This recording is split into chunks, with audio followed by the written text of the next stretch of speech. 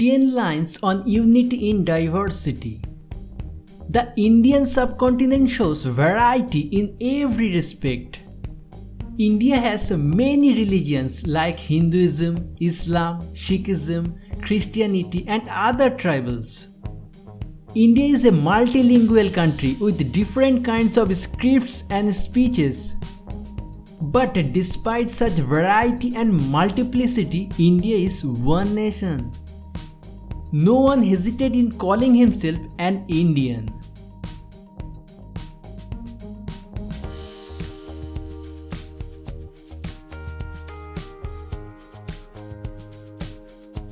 It has a populous democracy in the world.